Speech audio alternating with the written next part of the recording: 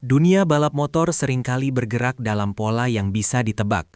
Nama-nama besar dari Akademi Spanyol atau Italia biasanya mendominasi lembar catatan waktu, sementara sisanya hanyalah pelengkap grid yang mencoba bertahan hidup. Namun, dalam hitungan menit di sesi terakhir tes pramusim Moto3 kali ini, sebuah anomali terjadi. Layar monitor di seluruh pit lane tiba-tiba berubah warna menjadi ungu, tanda sebuah rekor sedang dihancurkan.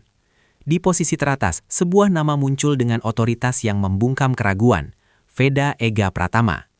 Awalnya, pedok mengira itu hanyalah satu lap keberuntungan, sebuah momen slipstream yang tepat, atau ban baru yang dipaksakan. Namun, saat jarum jam terus berputar, kenyataan pahit mulai menghantam tim-tim raksasa Eropa. Remaja asal Gunung Kidul ini tidak sedang mengejar satu lap cepat yang nekat, ia sedang mendikte kecepatan. Ia mencetak waktu yang konsisten, lap demi lap, seolah-olah ia sedang bermain dengan batas fisika yang ditakuti pembalap lain. Keheningan yang mencekam menyelimuti garasi-garasi elit.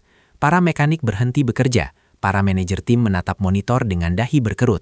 Mereka menyadari satu hal yang mengerikan, peta kekuatan yang mereka bangun selama puluhan tahun baru saja robek. Ini bukan sekedar tes pramusim biasa. Ini adalah sebuah gempa diam yang episentrumnya berada di garasi seorang bocah Indonesia. Dan yang membuat apa yang sebenarnya dilihat oleh para teknisi saat mereka membedah data telemetri Veda. Di level Moto3, pembalap biasanya dikenal karena agresi mereka, pengereman yang berantakan, gaya balap yang liar, dan ketergantungan pada keberanian semata. Namun Veda Ega Pratama menampilkan sesuatu yang oleh orang dalam disebut sebagai perilaku alien. Data menunjukkan konsistensi yang hampir tidak manusiawi dalam berbagai konfigurasi motor. Baik saat tangki bensin penuh maupun saat ban sudah mulai kehilangan daya cengkram, ritme Veda tetap stabil. Ia tidak hanya mengendarai motor, ia mengevaluasinya. Di dalam garasi, para mekanik senior yang sudah menangani puluhan juara dunia terpaku pada cara Veda memberikan umpan balik. Ia mampu menjelaskan dengan detail mikroskopis bagaimana respons throttle berubah saat suhu aspal naik 2 derajat, atau bagaimana degradasi ban belakang mempengaruhi kestabilan motor di tikungan cepat. Kemampuan teknis seperti ini biasanya membutuhkan waktu 10 tahun di sirkuit Eropa untuk dikuasai. Namun Veda melakukannya seolah-olah itu adalah insting alami. Ketegangan mulai merambat ke rival-rivalnya. Di balik dinding garasi lawan, para pembalap unggulan mulai mempelajari rekaman onboard Veda, mencari celah, mencari kesalahan kecil di titik pengereman atau saat keluar tikungan. Namun, mereka tidak menemukan apa-apa. Veda tidak meninggalkan celah. Ia bergerak dengan ketenangan seorang veteran dalam tubuh seorang remaja, dan tekanan itu mulai merusak mental siapapun yang merasa harus mengalahkannya. Perubahan radikal Aprilia. Bagi Aprilia, Veda Ega Pratama awalnya hanyalah sebuah entry dalam buku rencana jangka panjang mereka. Pabrikan asal Noale, Italia ini dikenal dengan strategi mereka yang penuh perhitungan dan bertahap. Namun, hasil tes pramusim ini meledakkan seluruh buku rencana tersebut. Bos-bos Aprilia dilaporkan tersentak, seolah baru saja dibangunkan oleh sirine darurat di tengah malam. Mereka tidak lagi melihat Veda sebagai proyek pembinaan untuk 3 atau 4 tahun ke depan. Mereka melihatnya sebagai aset yang harus diamankan sekarang juga sebelum nilainya menjadi tidak terjangkau. Di balik pintu tertutup, terjadi pergeseran strategi yang radikal. Sesi evaluasi internal yang biasanya berlangsung santai berubah menjadi debat panas mengenai alokasi sumber daya. Aprilia segera mengubah Veda menjadi pusat gravitasi dari seluruh departemen pengembangan data mereka.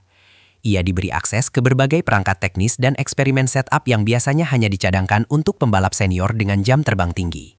Langkah ini bukan sekedar bentuk dukungan, ini adalah aksi penyelamatan. Aprilia sadar betul bahwa di luar sana, hiu-hiu besar sudah mulai mencium bau darah.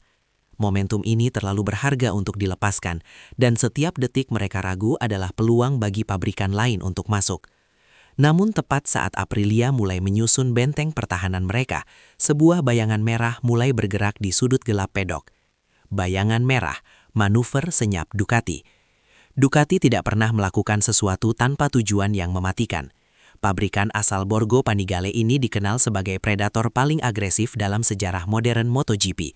bukan hanya di lintasan, tapi juga dalam bursa transfer pembalap. Saat Aprilia sibuk dengan pernyataan publik dan peningkatan teknis yang terang-terangan, Ducati bergerak dengan cara yang jauh lebih berbahaya. Mereka bergerak tanpa suara. Tidak ada pujian berlebihan di media, tidak ada tepuk tangan di pitwall. Yang ada hanyalah percakapan informal di sudut kafe pedok dan pertemuan rahasia antara perwakilan non-resmi Ducati dengan lingkaran dalam Veda. Filosofi Ducati adalah tentang kecepatan murni dan keberanian membaca batas. Karakteristik yang mereka lihat terpancar dari gaya balap Veda. Bagi Ducati, merekrut Veda bukan hanya tentang mendapatkan pembalap cepat.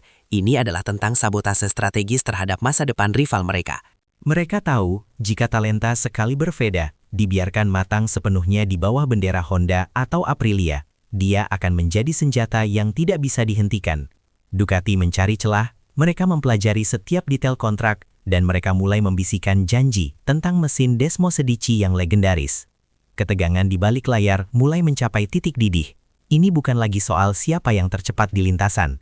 Ini adalah perang pengaruh yang bisa mengubah arah karir seorang pembalap bahkan sebelum musim dimulai. Namun, ada satu kekuatan yang tidak akan membiarkan aset berharganya dirampas begitu saja. Benteng HRC, Veda bukan untuk dijual. HRC atau Honda Racing Corporation memiliki sejarah panjang dalam menciptakan legenda. Namun mereka juga sedang berada dalam periode paling menantang dalam sejarah MotoGP mereka. Bagi Honda, Veda Ega Pratama bukan sekadar pembalap. Dia adalah simbol kebangkitan. Dia adalah golden ticket yang bisa mengembalikan kejayaan Honda di masa depan. Menanggapi manuver senyap Ducati dan agresivitas Aprilia, bos-bos besar HRC mengambil sikap yang sangat tegas dan protektif. Pesan yang dikirimkan ke seluruh pedok sangat jelas. Veda adalah bagian dari fondasi masa depan Honda, dan dia tidak untuk dilepaskan dengan harga berapapun. Dalam sebuah dokumen internal yang bocor tipis ke telinga para jurnalis senior, HRC menegaskan bahwa mereka telah menyiapkan peta jalan yang sangat terukur untuk Veda. Berbeda dengan Ducati yang mungkin akan mendorong pembalap ke level tinggi terlalu cepat hingga beresiko hancur, Honda memilih pendekatan yang lebih manusiawi namun sangat protektif. Mereka ingin menjaga stabilitas mental Veda, memberinya ruang untuk melakukan kesalahan tanpa tekanan media yang menghancurkan, dan membangun karirnya lapis demi lapis. Pertarungan ideologi pun terjadi antara jalur agresif yang ditawarkan Ducati dan jalur stabilitas yang dijanjikan Honda. Namun di tengah tarik ulur kepentingan korporasi raksasa ini, ada satu orang yang tetap tidak terpengaruh oleh kebisingan tersebut. Stoikisme di tengah badai.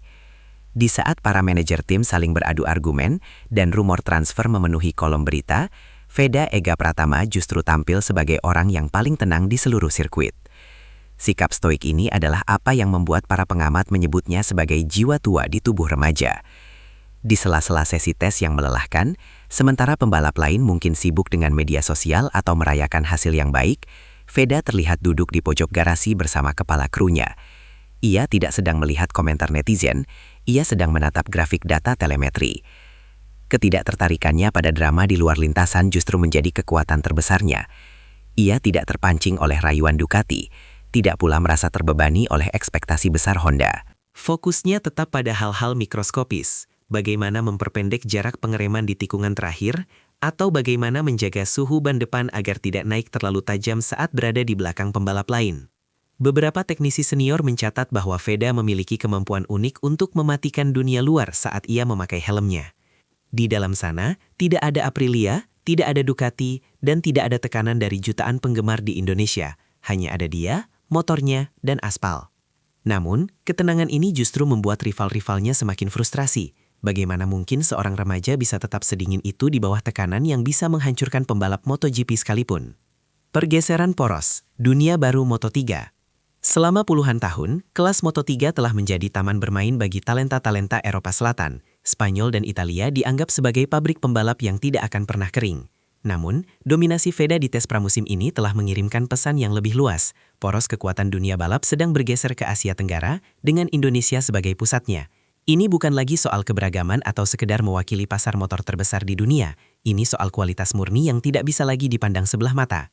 Veda Ega Pratama telah menjadi bukti hidup bahwa bakat dari luar Eropa bisa mendominasi jika diberikan akses dan pelatihan yang tepat. Keberhasilannya mulai mengubah cara pandang tim-tim pencari bakat. Mereka tidak lagi hanya mencari nama Spanyol berikutnya, melainkan mulai memalingkan wajah ke sirkuit-sirkuit di Asia. Perubahan persepsi ini membawa beban sejarah di pundak Veda.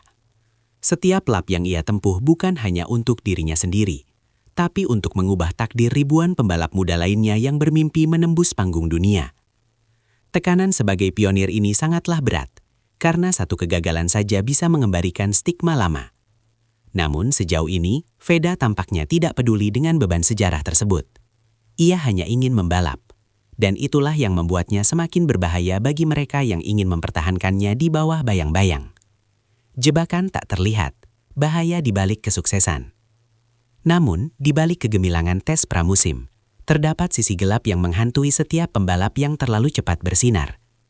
Sejarah Moto3 penuh dengan nama-nama yang menjadi raja tes pramusim, namun menghilang tanpa jejak saat musim kompetisi dimulai. Ada sebuah fenomena yang ditakuti para ahli, fenomena sesaat. Saat tes, tekanan mental sangatlah rendah karena tidak ada poin yang dipertaruhkan. Namun saat lampu start berubah hijau di seri pembuka, atmosfer berubah menjadi medan perang yang brutal. Ada resiko teknis yang nyata di sini. Selama tes, tim-tim besar Eropa seringkali sengaja menyembunyikan kekuatan mereka.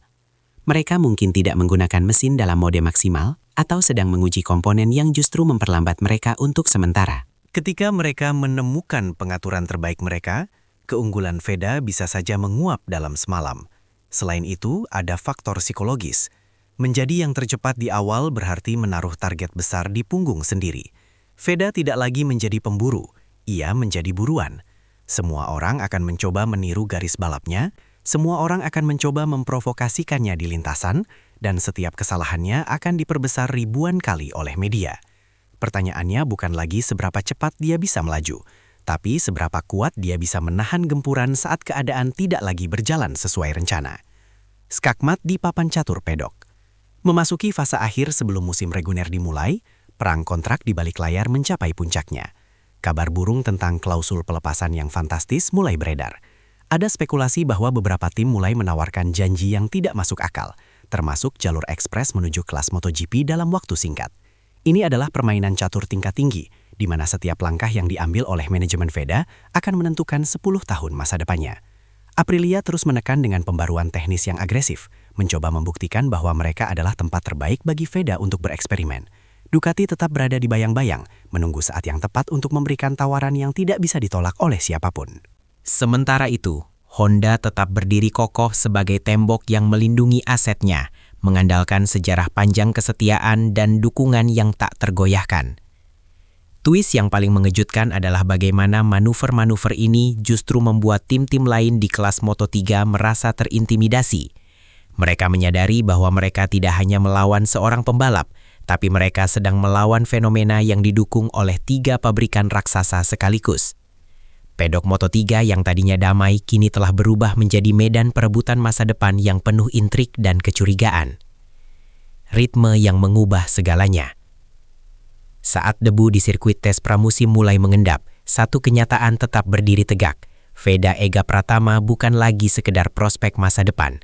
Dia adalah kenyataan masa kini yang harus dihadapi oleh semua orang. Hasil tes tersebut memang belum memberikan poin di klasemen, namun ia telah memenangkan pertempuran mental pertama. Ia telah memaksa pabrikan-pabrikan raksasa untuk mengubah strategi mereka.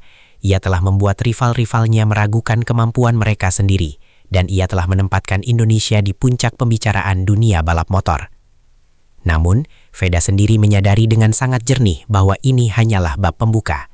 Tantangan sesungguhnya bukan berada di bawah sinar matahari saat tes, melainkan di bawah lampu sirkuit saat tekanan balapan mulai menguji nyali. Kecepatan bisa menarik perhatian, tapi ketangguhan mental adalah apa yang menciptakan legenda.